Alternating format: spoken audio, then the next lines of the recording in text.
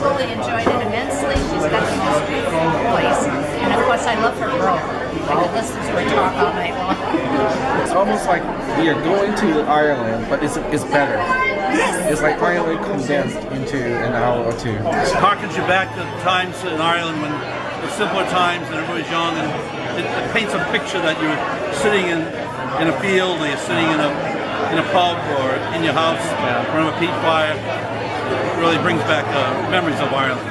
It's fabulous. A great way to spend Sunday afternoon. I was in a really bad mood, and now I'm really, really happy. She was so interesting and charming and beautiful voice.